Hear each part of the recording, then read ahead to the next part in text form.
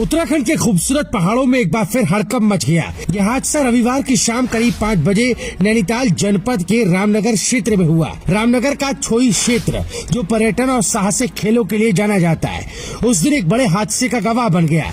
एक motor paraglider जिसमें 2 लोग सवार थे, अचानक तकनीकी खराबी के कारण अनियंत्रित हो गया और तेजी से नीचे गिरने लगा। देखते ही देखते ये पैराग्लाइडर एक खेत में जा गिरा। हादसे की तेज आवाज सुनकर आसपास के लोग मौके पर दौड़ पड़े।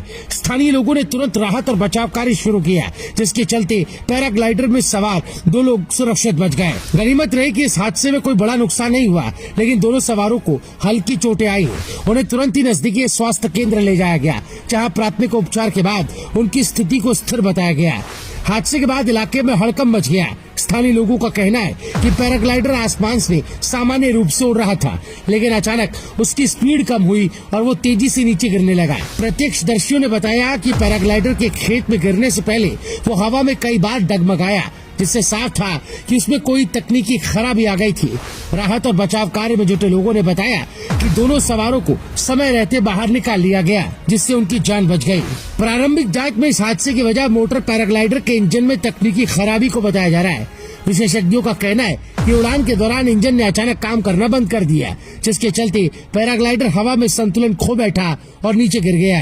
मोटर पैराग्लाइडिंग एक तकनीकी रूप से जटिल और जोखिम भरा साहसिक खेल है, जिसमें इंजन और अन्य उपकरणों की नियमित जांच और रखरखाव बेहद जरूरी है। लेकिन इस हादसे ने एक बार फिर सवाल उठाया है कि क्या रामनगर जैसे पर्यटन क्षेत्रों में संचालित होने वाली पैराग्लाइडिंग गतिविधियों में सुरक्षा मानकों का पूरी तरह पालन किया जा रहा है?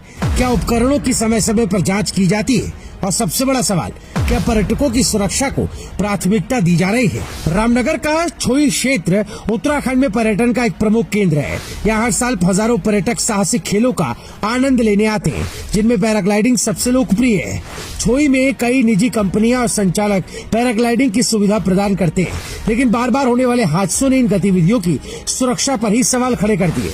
स्थानीय प्रशासन ने इस हादसे की जांच शुरू कर दी है और पैराग्लाइडिंग संचालकों को सख्त निर्देश दिए गए हैं कि वो सुरक्षा मानकों का पालन करें। साथ ही ये भी जांच की जा रही है कि हादसे के समय पैराग्लाइडर के पायलट ने आपातकालीन परिस्थितियों से निपटने के लिए क्या कदम उठाए।